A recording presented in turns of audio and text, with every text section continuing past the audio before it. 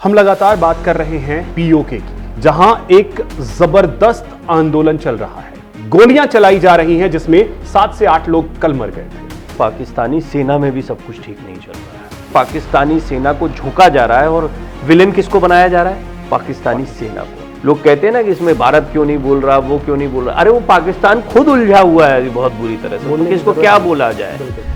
नमस्कार, आप देख रहे हैं न्यूज इंडिया। आपके साथ मैं हूं अभिषेक और मेरे साथ हैं हमारे डिजिटल टीम के group editor doctor Praveen Tiwari sir बहुत स्वागत।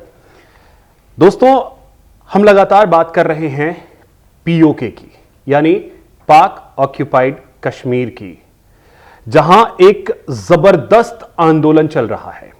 और यह आंदोलन पिछले सभी आंदोलन से बिल्कुल अलग है और बहुत बड़ा है। इसका दायरा अब धीरे धीरे बढ़ता जा रहा है। जहां शुरुआत 200, 400, 1000 लोगों से हुई, अब यह आंकड़ा लाखों तक पहुंच गया है, लाखों से भी ज्यादा हो चुका है। और सभी ने एक ऐलान किया है कि अब चाहिए आजादी। और इन सब के बीच जो पाकिस्तानी फौज है, उसने पूरी तरीके से पीओके को जेल बना दिया है। जेल में आपको बहुत सारी सुविधाएं मिल जाती हैं, जैसे खाने के लिए चीजें मिल जाएंगी, दवाइयां मिल जाएंगी, लेकिन यहां अब वो चीजें भी नहीं पहुंच पा रही हैं। तो आप ये अंदाजा लगाइए कि जेल से भी बुरे हालात वहां पर हैं। गोलियां चलाई जा रही हैं, जिसमें 7 से 8 लोग कल मर गए थे। सर, पीओके को जेल से भी बदतर क्या इस वक्त माना जाए? और वहां के लोग जो अब कर रहे हैं, पिछले सभी आंदोलन से बहुत बड़ा आंदोलन यह हो चुका है। मुजफ्फराबाद कूच किया जा रहा है। क्या पाकिस्तान सरकार और पाकिस्तान की सेना को नाको चने चबा दिए हैं पीओके के लोगों ने इस बार? इसमें कोई दो राय नहीं है। ये तो बिल्कुल ठीक बात आपने कही है कि पाकिस्तानी सेना को एक तरीके से घुटनों पे ला दिया है। लेकिन आज एक बहुत इंपॉर्टेंट पहलू है जिस पर मैं अभिषेक बात करना चाहता हूं, और वो पहलू ये है कि पाकिस्तानी सेना में भी सब कुछ ठीक नहीं चल रहा है। दरअसल पाकिस्तानी सेना की उठापटक, असीम मुनीर की एक तरफा बढ़ती ताकत, इमरान खान के लिए भी सिंपैथी होना सेना के कई अधिकारियों में, वर्तमान परिस्थितियों से सेना के कई अधिकारियों का प्रसन्न नहीं होना, पीओके में जिस तरह से पाकिस्तानी सेना को झोंका जा रहा है और विलेन किसको बनाया जा रहा है? पाकिस्तानी सेना को। देखिए, मेरा ऐसा मानना है निजी तौर पर, ना तो किसी देश की आवाम बुरी होती है। जैसे आज ईरान पे कुछ हो रहा है तो अमेरिकन जो है वो ईरान के बारे में कुछ कहने लगे, ईरान में बैठा कोई यहूदियों के बारे में कहने, ये सबसे गलत परिपाटी है। बिल्कुल, आम लोग कहीं के भी ऐसे ही होते हैं, बस उनके सेंटिमेंट्स को एक्सप्लॉइट किया जाता है खबरों के जरिए। पाकिस्तान की जनता को खूब एक्सप्लॉइट किया। पीओके को, जिसको मतलब उसका नाम आजाद कश्मीर इन लोगों ने इसलिए रखा था, ऑक्यूपाइड कश्मीर, ताकि एक नैरेटिव को सेट कर सके। था वो गुलाम कश्मीर, इसीलिए आपको एकदम इमीडिएट रिवर्स चीज रखनी पड़ती है। अब इस सारी चीजों का ब्लेम, जैसा मैंने कहा कि ना तो जनता, और ठीक इसी तरह ना आर्मी के सारे अधिकारी बुरे होते हैं। ऐसा भी नहीं है कि पाकिस्तान में सारे के सारे जो सेना अधिकारी हैं वो सबके सब वहशी दरिंदे हों, ऐसा नहीं है। कुछ लोग अपने हितों को साधने के लिए, अपने निजी फायदे के लिए पूरी सेना का इस्तेमाल करते हैं। और सेना कैसी भी हो, कितनी ही तानाशाही में चल रही हो, इस स्ट्रक्चर में बिलीव नहीं करती, क्योंकि उसकी ट्रेनिंग अलग किस्म की होती है। वो अपनी गरिमा, अपनी अस्मिता को समझती है। अब पानी सिर के ऊपर हो गया पाकिस्तानी सेना में। पाकिस्तानी सेना के कई अधिकारी बहुत लंबे समय से, ऐसा नहीं कि अभी हो गया, बहुत लंबे समय से वही करने के मूड में है जो पहले के अधिकारी करते रहे। लेकिन वो ये भी समझ गए कि स्थितियां वैसी नहीं है। ना तो अभी कोई बलूचिस्तान संभाल सकता है, ना अभी केपीके संभाल सकते, ना अफगानिस्तान के खिलाफ खड़े हो सकते हैं। और सबसे बड़ी बात तो ये है कि बलूचिस्तान से बड़ी तादाद में सैनिकों को पीओके में भेजा गया। अब ये अपने आप में स्थितियां बताती है कि ये संभाले कि वो संभाले, हालात इतने खराब हैं। लोग कहते हैं ना कि इसमें भारत क्यों नहीं बोल रहा, वो क्यों नहीं बोल रहा। अरे वो पाकिस्तान खुद उलझा हुआ है अभी बहुत बुरी तरह से, तो इसको क्या बोला जाए। दूसरा, उस पर दबाव है। उसने सबसे बड़ी गलतियां जो करी है वो आम लोगों पर गोलियां चलाने की करी है ना। आमतौर पर इस तरह के प्रदर्शन में या तो आपको भागना पड़ता है या फिर गोलियों का सहारा लेना पड़ता है। गोलियों से डर जाएंगे बाकी के लोग, ये मकसद रहा जो महत्वपूर्ण बात है। लेकिन ऐसा हुआ नहीं। जितनी गोलियां चला रहे हैं लोगों की तादाद उतनी बढ़ती चली है। उनको समझ में आ गया कि ये तो गोलियों के दम पे हमको, ये हमारे मुद्दों पे बात नहीं कर रहे हैं, ये गोलियों के दम पर, हथियारों के दम पर वही गलत काम करना चाह रहे हैं जिसका हम विरोध कर रहे हैं। जो इनकी मांगे हैं उनमें खास तौर पर ये सीटों को लेकर हो, जो देखिए बातचीत की शुरुआत तो हुई थी स्थानीय मुद्दों से, स्थानीय राजनीति से। बिल्कुल वो चाहते हैं हमारी अपनी सियासत है। आपने भी सुना होगा कई पाकिस्तानी पत्रकारों से बात करते हैं तो उनकी तो अपने प्रधानमंत्री है, उनके तो अपने चीफ जस्टिस है, सब कुछ है अपना। अब ये लोग भी सोचे भाई साहब ये तो कहते तो ये है और हमारी कुछ है नहीं हैसियत। प्रधानमंत्री ये बैठा देंगे अपना, चीफ जस्टिस ये बैठा देंगे अपना, आर्मी है ही इनकी, सारे मंत्री इनके, सारा सिस्टम इनका चल रहा है और कहते हैं ये आजाद कश्मीर, आजाद कश्मीर। इन्होंने तो हमें बुरी तरह से बुला, ये इनको अब समझ में आ गया वहां के नेताओं को, और वो अब किसी भी हाल में इस बात से समझौता करने को तैयार नहीं है। वो ये भी समझ गए हैं कि यदि ऐसा नहीं होता, मतलब ये गलतफहमी कि भाई अगर तुम ऐसे छूट जाओगे अकेले तो क्या करोगे, ये गलतफहमी, ये कॉन्फिडेंस बढ़ा है पीओके की जनता में, वहां के नेताओं में कि अरे हमारे रिसोर्सेज हैं, दुनिया हमको देखती है, चीन को सीपेक के लिए हमारी जरूरत पड़े और अन्य भारत अपना अभिन्न हिस्सा मानता है। पीओजे की जनता समझ गई कि हम उतने भी लाचार नहीं है जितना ये पाकिस्तान हमें दिखाता है और बनाए रखता है। उस लाचारी को तोड़ने का ये संघर्ष शुरू हुआ और उसमें पाकिस्तानी सेना वाला पॉइंट जो मैंने आपको बताया बड़ा अहम है। अभी आप देखना आने वाले दिनों में, एक तो आज से ये एस्केलेट हो गया है, ये बहुत बड़े रूप में चला गया है, और दूसरा बहुत जल्दी यही रिवोल्ट जो है आपको पाकिस्तानी सेना में देखने को मिलेगा। वहां पर दबे सुर में तो पहले से चलता रहा है, लेकिन अब मुखर रूप से आप देखेंगे कि पाकिस्तानी सेना का दबाव भी पाकिस्तानी सरकार और असीम मुनीर पर इसलिए सर इस पे एक छोटा सा कमेंट भी दे दीजिए। कल के वीडियो में मैंने ये सवाल पूछा था, उस पे आज शायद अगर थोड़ा सा विस्तार से बताइएगा। मैंने पूछा था कि कुर्सी क्या अब हिलने वाली है, आसिम मुनीर की भी और शहबाज शरीफ की। शहबाज शरीफ कुछ कोई है ही नहीं, कोई मतलब। आसिम मुनीर की कुर्सी पे भी अब खतरा मंडराएगा आने वाले सब पहले दिन से। असीम मुनीर की कहानी को जब आप समझेंगे तो वो तो रिटायर होने वाले थे, फिर उन्होंने अपना सब तिया पांचा करके, और जो ऐसा तरीका होता है पाकिस्तानी सेना में तख्ता पलट करने का, इस तख्ता पलट को बड़े सोच समझ के किया। इन्होंने कॉन्स्टिट्यूशनल चेंजेस करे वहां पर, इन्होंने अपने पास अगाध शक्तियों को प्राप्त कि इनके ऊपर कोई केस ना चल पाए। देखो सबसे बड़ी चीज क्या होती है कि भागना पड़ेगा। सबको पता है कि हम जो कर रहे हैं इसके बाद में अगला ये होगा कि हम पे केस चलेगा, हमें फांसी की सजा दी जाएगी, हमें यहां से भागना पड़ेगा, इतने लोग नाराज हो, ये सब पता होता है इनको। अब इन्होंने कई चेंजेस कराए तो इन पर कोई केस नहीं चला। हालांकि मेरा मानना नहीं, इस पर मेजर जनरल राजन कोचर कल टिप्पणी कर रहे थे, मेरे साथ थे, तो उन्होंने कहा कि नहीं ये इतना आसान नहीं होता है कॉन्स्टिट्यूशन को बदल। पर मेरा ऐसा मानना है कि अगर कोई गलत नियम बना के बैठ जाएगा तो जिसे बदलना होगा तो वो तो फिर किसी भी तरीके से बदलेगा। Coming back to your question कि असीम मुनीर की कुर्सी, उनकी कुर्सी उर्सी क्या है, तो पहले दिन से एक रस्सी पर चल रहे हैं। असीम मुनीर का मामला जो है वो किसी सबसे सक्सेसफुल तानाशाह अभी तक कौन दिखता है, या सेना का कौन सा ऐसा कमांडर दिखता है जो सबसे कामयाब रहा होगा अपने निजी हितों के लिए सेना का? परवेज मुशर्रफ रहे होंगे। परवेज मुशर्रफ से अभी असीम मुनीर पीछे हैं।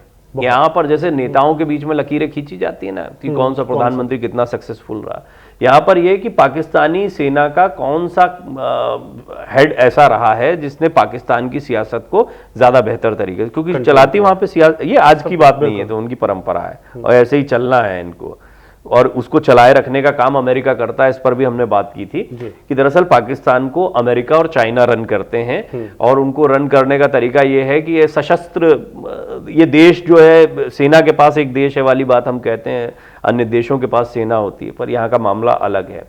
तो इस सेना के अधिकारी, सेना का पूरा जो स्ट्रक्चर है उसमें इन लोगों का बड़ा दखल होता है। अमेरिका, चाइना, इनके ही अधिकारी डील करते हैं। इनको पावर क्या चाहिए, इनको क्या चाहिए, इन्हें फौज में भर्तियां चाहिए और हथियार चाहिए, बिल्कुल, बस ये दोनों चीजें मिलती रहती हैं। फंडिंग चाहिए जिससे इनका काम चलता रहे देश की, तो इन्होंने बिल्कुल, क्योंकि ये उसके लिए अभ्यस्त ही नहीं है, ये इनको कोई इकोनॉमिक्स की समझ नहीं, मतलब जो अर्जित कर लेते हो हाँ। पर अगर ऐसा ही सेना का आदमी देश चलाने लग गया तब तो फिर बाकी लोगों और बाकी विषयों की कोई जरूरत ही नहीं। आर्मी की अपनी पढ़ाई, आर्मी की अपनी जिम्मेदारी है, आर्मी के अपने काम है। तो ये वहां के पुलिस भी बन गए, ये वहां के नेता भी बन गए, ये वहां के इन्वेस्टर्स भी बन गए, ये वहां के ठेके देने वाले भी बन गए। तो ये तो स्थिति हो गई है वहां की। अब इसमें असीम मुनीर जो है वो जितना लंबा पीरियड बिता दे, वो एक कहता कितना समय हमने बिता दिया, तो अभी तक अच्छा खासा समय बिता लिया। असीम मुनीर ने ये चलाया तो है, लेकिन ये दबाव अब उन पर आ रहा है, उसके बहुत सारे फैक्टर्स होते हैं।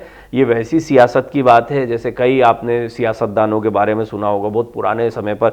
एक्चुअली क्या है ना, देखिए पाकिस्तान और अन्य जो बहुत कट्टर इस्लामिक देश हैं उनकी एक समस्या है, वो कबीलाई सभ्यता से बाहर नहीं निकल पाए। कबीलाई वो जो पहले जैसे वो हमला करते थे और कितने समय तक मैं रहा और भाई ही पीठ में खंजर भोंक देगा, जो लोकतांत्रिक व्यवस्था कहते हैं ये भारत के नजदीक है, भारत का ही हिस्सा थे, तो थोड़ी आंच जाती रहती है लोकतंत्र की। तो लोकतंत्र जैसी स्थितियां नहीं है। साल में एक प्रधानमंत्री पूरा कार्यकाल वही कर पाए, वो क्या लोकतंत्र? वही सियासत है, वही सियासत है। हाँ, ये भी अच्छी आपने पॉइंट जोड़ दिया। शहबाज शरीफ उस तरफ बढ़ रहे हैं एक्चुअली, वो भी भरोसा तो नहीं। मुझे ऐसा लगता है कि शहबाज शरीफ ने, उनको कहते हैं चेरी ब्लॉसम या ऐसा कुछ उनके लिए टिप्पणी की जाती है, मतलब जूता पॉलिश में वो सबसे, ऐसे वहां के पत्रकार कहते हैं। बहुत लोगों ने उनके बारे में टिप्पणियां की, वो काम उन्होंने बड़े शानदार तरीके से किया भी था। मतलब बिल्कुल ही कोई तो ब्रश से करता, उन्होंने तो जबान ही निकाल दी अपनी, अरे मतलब हाँ, बिल्कुल पूजनीय उन्होंने असीम मुनीर को बना रखा है। अब आते हैं वापस पीओके पे। यहाँ से जो अब तस्वीरें, आज की जो तस्वीरें आई हैं, वो थोड़ा सा मतलब चौंकाने वाला भी है और एक तरीके से थोड़ा डराने वाला भी है, क्योंकि छोटे छोटे बच्चे जो स्कूल से निकले यूनिफॉर्म पहन करके वहाँ जो ईदगाह है रावलाकोट में, वहाँ पहुँच गए हैं। और इस प्रदर्शन में एक डर, जो पाकिस्तान फौज बार बार ये कह रही है कि अगर यहां कुछ होता है तो सारी जिम्मेदारी जैक की होगी, यानी पाकिस्तानी फौजियों ने ठाना हुआ है कि यहां कुछ तो करना है जिसकी वजह से हमें जैक पे सारा दोष दे करके चीजों को मैनेज करना है। क्या वो स्थिति आ सकती है? मैंने कल ऐसे कहा था कि मैं दुआ करता हूं कि कोई अप्रिय इंसिडेंस ना हो। पाकिस्तानी सेना को जिस बर्बरता की छूट दी गई है, ये उनकी परख है। अगर वो सुन भी रहे हों तो मैं चाहता हूं कि ये उन लोगों तक पहुंचे। सबका अपना विवेक होता है, ठीक है, आपके ऊपर सीनियर अधिकारी होते हैं, आदेशों का पालन करना आपकी बाध्यता होती है, लेकिन मानवता ये बहुत बड़ा मूल्य है। ये किसी भी सियासत, किसी भी उसूल, किसी भी अनुशासन से ऊपर है। आपको कोई भी ऑर्डर दे कि आप छोटे बच्चों पर गोली चलाते हैं, नहीं चलाते हैं, ये पाकिस्तानी सेना के उन फौजियों का विवेक है, उन अधिकारी। असीम मुनीर अकेला तो बंदूक लेकर नहीं चल रहा है ना, नहीं है। कई और अधिकारी हैं, कई और सेना में सिपाही हैं, और उन्हीं को भेजा जाता है। और पाप किसके माथे आता है? उनके माथे आता है। ये आतंकियों को तो हुरे दिला रहे हैं, अपने फौजियों को क्या पाप दिलवा रहे हैं? इनको क्या मिलेगा? इनको जहन्नुम नहीं मिलेगा। ये बात वो जानते हैं, उनका दिल जानता है, क्योंकि मैंने कहा ना, आम आवाम से ही तो निकल कर आए। कितनी निर्ममता और कितना। हाँ, इसमें मुझे डर एक बात का है कि कई क्रूर अपराधियों को, जो मैंने पहले भी एक बार बात कहा था, उनको भी सेना का जामा पहना के इनके बीच में डाल दिया जाता है। आप जैक की बात कर रहे हैं, ये इतने मूर्ख लोग हैं, ये इस कदर गिरे हुए लोग हैं कि तो भारत के ऊपर आरोप लगाते हैं, उसके नैरेटिव को सेट कर दिए। तो भारत करवा रहा है, भारत का कोई ले, भारत तो जिस दिन घुसेगा उस दिन पाकिस्तानी सेना को खदेड़ देगा, बात ही खत्म हो जाएगी। लेकिन ये जब नैरेटिव उस स्तर तक ले जाते तो जैक के ऊपर ठीकरा फोड़ना है, ये सब एक अलग नैरेटिव का खेल। इसमें सबसे गंदगी जो करते हैं ना, वो पाकिस्तान के वो चमचे पत्रकार करते हैं, चमचे पत्रकार। पूरे पाकिस्तान में ऐसे पत्रकार नहीं है, लेकिन जो चेरी ब्लॉसम का काम वो कर रहे हैं, शहबाज शरीफ उनके प्रधानमंत्री, वही कई पत्रकार जो हैं वो उसी तरह का काम वहां पर कर रहे हैं, झूठे नैरेटिव्स को फैलाने का काम कर रहे हैं। कई सोशल मीडिया वाले हैं, आरजू काजमी है जैसे, वो बेचारी कितने परेशानियों से जूझती, वो बता रही थी कल मुझे कि मुझे ये भी अकाउंट फ्रीज कर देते हैं, कभी कहीं बुला लेते हैं, तलब कर लेते हैं, डराते हैं, धमकाते हैं, आने जाने पर रोक लगाते हैं, किसी प्रेस कॉन्फ्रेंस में नहीं जाना है, बहुत सारी चीज़ें उन पर बंदिशें लगाई जाती जो आवाज़ उठाते हैं या बात करते हैं।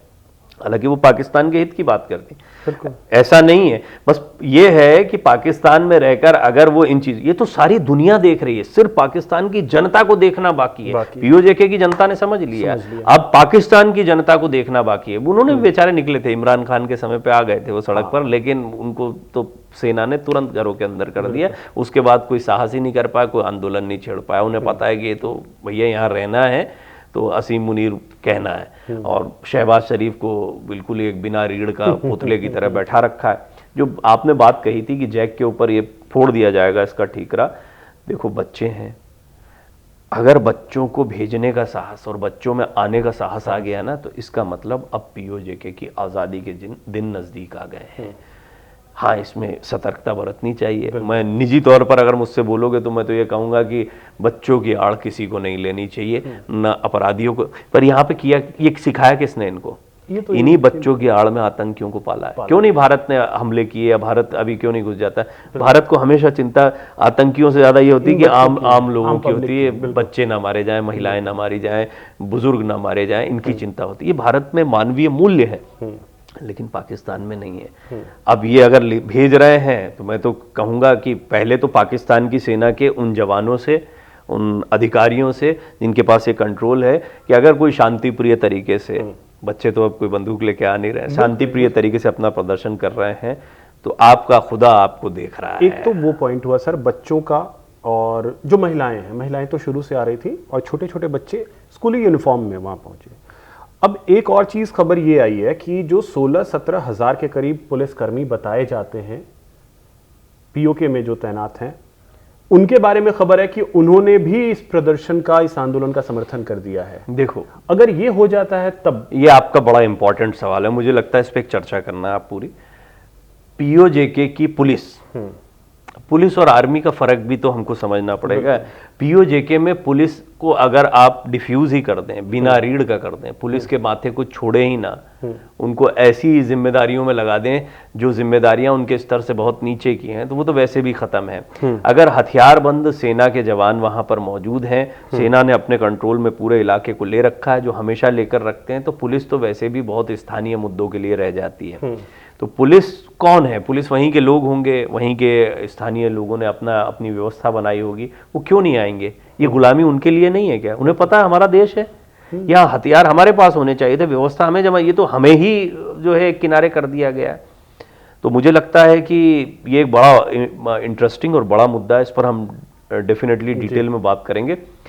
लेकिन बच्चे हों, वहाँ की पुलिस हो, वहाँ के स्थानीय लोग हों, जैक के कार्यकर्ता हों, ये सब मिलते चले जा रहे हैं। पाकिस्तानी सेना जो मैंने आपको बताया, उसमें भी अब एक विरोध के सुर दिखाई दे रहे हैं।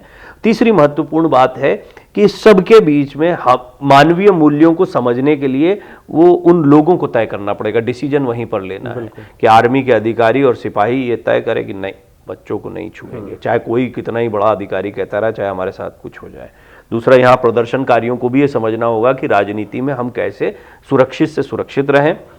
और तीसरा, अंतर्राष्ट्रीय जगत को इस विषय को बड़ी गंभीरता से लेते हुए इसमें इंटरवीन करना पड़ेगा, या भारत को छूट देनी पड़ेगी। भारत वैसे तो कोई छूट चाहता नहीं है इसमें, लेकिन भारत हमेशा जब भी आवाज उठाता है तो वो इस बात से कि फिर बाद में तुमको ये लगेगा कि भैया यार देखो तुमने ऐसा कर दिया यार, ये नहीं कर। हम दोस्ती यारी में बिलीव करते हैं, अभी करना होगा तो 2 मिनट में कर देंगे, लेकिन हम अब जियो पॉलिटिक्स में उस लेवल पर आ गए हैं कि हमको कई, आपने देखा डोनाल्ड ट्रंप को ईरान में कितना झुकना पड़ रहा है, उसकी वजह से वो इतना ताकतवर है कि वो चाहे जो कर सकता है, लेकिन वो भी जवाब देता है, दुनिया का सबसे शक्तिशाली देश। तो हम भी दुनिया के 5 सबसे शक्तिशाली देशों में से एक हैं, निश्चित तौर पर हमारी वो जिम्मेदारी बनती है। ये भी एक महत्वपूर्ण विषय है, इस पर भी बात करते हैं कभी। चलिए सर, देखते हैं कि आगे क्या होता है, और पीओके में जो आंदोलन की आग भड़की है वो कहाँ तक जाती है, ये देखना बहुत अहम होगा। तो दोस्तों, ऐसे ही और भी वीडियोस के लिए हमारे चैनल को सब्सक्राइब कीजिए, वीडियो को शेयर कीजिए, लाइक कीजिए। नमस्कार। नमस्कार।